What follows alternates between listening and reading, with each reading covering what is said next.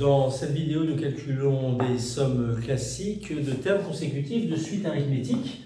Alors vous pouvez faire une pause et essayer de calculer vous-même ces sommes.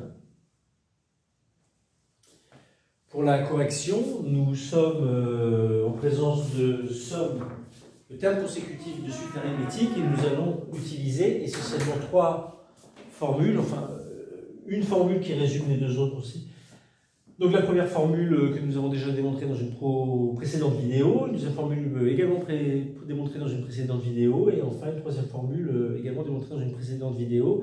Il faut voir que en fait cette formule-là, que l'on peut écrire de cette manière, concernant les suites arithmétiques, nombre de termes multiplié par le premier terme plus le dernier terme sur 2, en fait, cette formule-là, elle résume les deux précédentes formules également. Et donc, au fond, pour calculer ces trois sommes, nous n'avons en tête, nous n'avons en mémoire que cette expression-là qui nous est utile pour calculer ces trois sommes. Par exemple, pour la première, là, nous savons que la formule, on la connaît, c'est n fois n plus 1 sur 2. On obtient donc 1000 fois 1000, 1 sur 2, c'est-à-dire 1000 fois 1000 sur 2 fois 1001, si vous voulez. Ça fait 500 fois 1001. Et donc c'est égal à 500 500.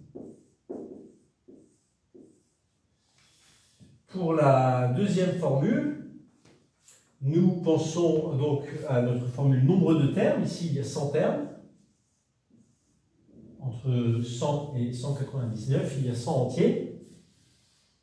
Multiplié par premier terme 100, plus 199, le tout sur 2. Ça nous fait 100 multiplié par 299 sur 2.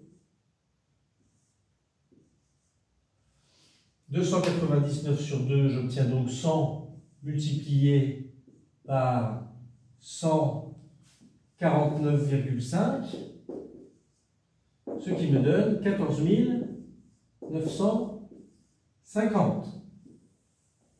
Enfin, notre dernière somme, ici, donc on peut toujours appliquer notre formule nombre de termes, 10, multiplié par premier terme 52, plus 142 sur 2. Cela nous donne 10 multiplié par 52 sur 2, 26, plus 142 sur 2, 71. Ça nous donne 10 multiplié par 97, soit ici 970.